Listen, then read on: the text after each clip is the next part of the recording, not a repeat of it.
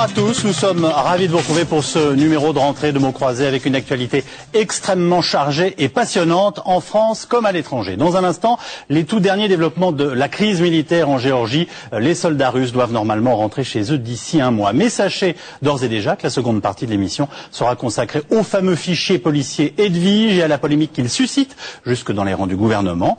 Moscou, Paris, Tbilissi, Bruxelles, sur fond de chars russes et de relents de guerre froide, c'était forcément une journée à part dans l'actualité internationale. Ce soir, on a l'impression que la crise recule, mais les tensions restent vives après la démonstration de force de la Russie. Et voici les invités qui ont accepté de venir commenter ce monde compliqué et dangereux. Je vous présente donc nos invités. Deux anciens premiers ministres, Dominique de Villepin, ancien premier ministre de Jacques Chirac de 2005 à 2007, après avoir été son ministre des Affaires étrangères. Vous êtes depuis quelques semaines inscrit au barreau de Paris en tant qu'avocat. Laurent Fabius, lui aussi ancien Premier ministre, mais de François Mitterrand. Vous êtes aujourd'hui député socialiste de Seine-Maritime. Artem Studenikov est lui le numéro 2 de l'ambassade de Russie en France. Votre titre exact est celui de premier conseiller de l'ambassade. Jean Radvanier est lui géographe, spécialiste de la Russie et du Caucase.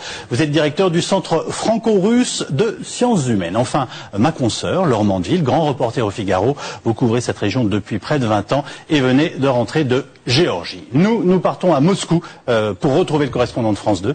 Laurent Boussier, merci beaucoup d'être avec nous après cette longue journée. Expliquez-nous d'abord l'ambiance de ces négociations. Les rapports Sarkozy-Medvedev, ça avait l'air assez tendu cet après-midi.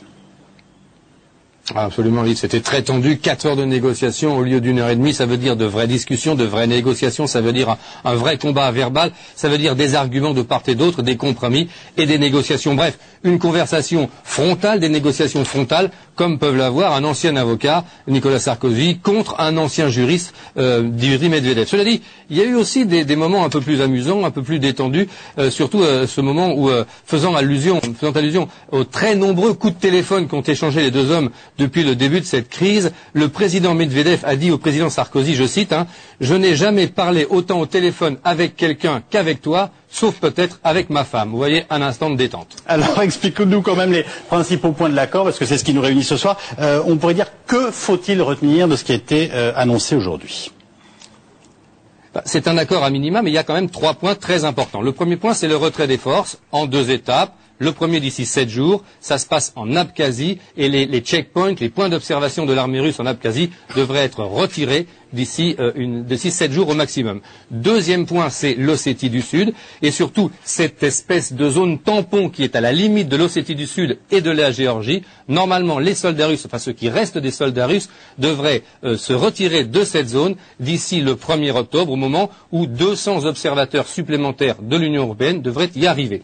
Deuxième point, je viens de l'aborder déjà, ce sont ces observateurs. Il y a déjà des observateurs sur place, des observateurs de l'OSCE et des observateurs russes. Il y en aura 200 au minimum de moins. Ils devraient arriver le 1er octobre au maximum et ça n'est qu'à leur arrivée que les Russes partiront. Troisième point qui est, je dirais, un peu plus diplomatique, c'est celui qui permet de botter en touche du problème le plus contraignant, c'est-à-dire la reconnaissance ou pas de l'indépendance de l'Abkhazie et de l'Ossétie du Sud. Comme ce problème bloquait le reste, il a été évacué vers une sorte de commission de conférence internationale qui devrait avoir lieu à Genève, mais pas avant plusieurs semaines.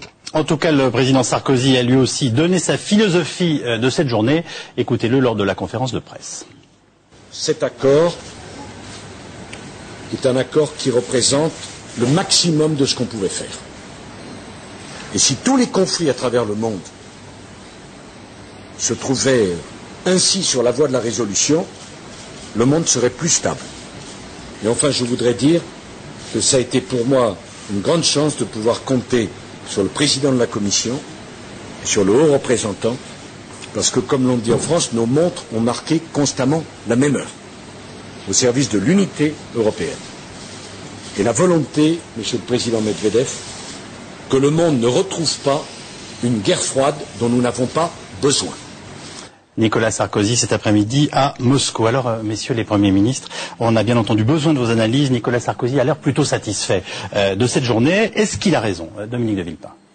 Oui, je crois qu'il a raison, parce qu'après une première étape qui a été marquée par le cessez-le-feu, et c'était l'urgence, c'est le plan du mois d'août, nous entrons là dans une deuxième étape qui permet à la fois de prévoir le retrait des forces russes en dehors de l'Abkhazie et en dehors de l'Ossétie, et en même temps de fixer une perspective d'avenir. C'est le sens de la mission des observateurs européens et c'est le sens aussi de cette conférence de Genève. Je crois qu'il y a un triple retour à travers cette affaire.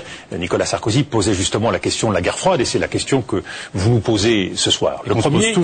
Le premier, c'est que nous sommes dans un retour très classique des rivalités de puissance, qui n'a absolument rien à voir avec la guerre froide, qui est l'affrontement de deux blocs idéologiques. Retour de la puissance, qui est l'éternité des relations internationales.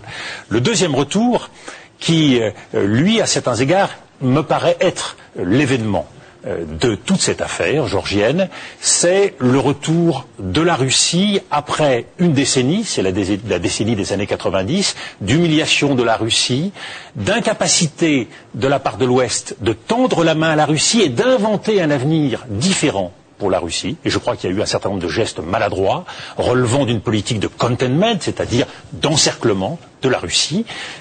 Là, quelque part, les compteurs sont un peu remis à zéro et la Russie... On a été trop dur avec eux, on les a humiliés. La Russie n'a pas vu ses préoccupations à la fois d'identité, à la fois de puissance et en même temps ses préoccupations économiques prises en compte, ce qui a conduit à une politique nationaliste et une politique de puissance. Mais il y a un troisième retour qui me paraît très important ce soir et dont il faut prendre acte.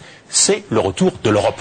L'effacement des États-Unis, ce retour de la Russie, c'est une occasion unique pour l'Europe d'affirmer son unité et d'affirmer sa capacité à inventer pour tous les Européens, y compris la Russie, un avenir commun. Laurent Fabius, est-ce que vous êtes d'accord avec cette analyse? Est-ce que ce soir, on va dire, le monde se porte un peu mieux? Et que pensez-vous de ce que vient de nous dire Dominique de Villepin à l'allure des événements de la journée? Je suis assez d'accord avec ce qui vient d'être dit. Sur les discussions d'aujourd'hui, oui. Il y a un côté positif qu'il faut reconnaître, évidemment, c'est le retrait des troupes russes, tel qu'il est annoncé. Bon, c'est quelque chose de très positif. Vous diriez ce soir en opposant politique, mais très simplement, en tant qu'ancien Premier ministre, c'est un succès pour la diplomatie française? Et cet aspect-là, diplomatie française et diplomatie européenne, c'est une négociation très difficile et le fait que les Russes, d'après leur engagement, acceptent de se retirer est positif. Je pense que ce serait de mauvaise foi de ne pas le reconnaître. Bien. En même temps, comme souvent dans les négociations, il y a un côté qui, lui, n'est pas positif, qui est que, l'Abkhazie et l'Ossétie du Sud, qui font partie en droit international de la Géorgie, j'allais dire, elle passe à la trappe. Bon, je sais bien que c'est renvoyé à une conférence internationale, que tout ça est ouvert. Mais le sentiment qu'on a, quand on est un observateur, je crois, objectif, c'est que tout de même, avant la Géorgie, en droit international, cela faisait partie de son territoire. Désormais, ça devient très problématique. Bien. Sur l'analyse d'ensemble qu'a faite M. de Villepin... Pardonnez-moi, est-ce que ça veut dire qu'on pouvait faire mieux dans la négociation qui a eu lieu? C'est-à-dire que, est-ce qu'on vient de sacrifier deux régions en sachant ce qu'on faisait au nom de la paix plus générale d'une... Je pense que ce n'est pas lié à la négociation de cet après-midi. C'est lié à ce qui a été fait au mois d'août, au moment de la discussion sur le cessez-le-feu. Un accord a été obtenu qui était très difficile à obtenir, mais cet accord a été obtenu contre le fait que l'intégrité de la Géorgie, il n'y en a pas. Bon, ce qui était la demande russe. Et à partir de ce moment-là, ça devient très difficile de revenir en arrière. Maintenant, sur l'interprétation d'ensemble, je crois, comme M. de Villepin, qu'on est c'est pour ça d'ailleurs qu'il y a une crise géorgienne, bien au-delà de la Géorgie. On est au confluent de trois évolutions très simples. On a eu un monde bipolaire, la guerre froide, ensuite un monde unipolaire, les Américains hyper dominants, et là, on est dans le monde multipolaire, avec plusieurs pôles, mais qui sont en train de se chercher.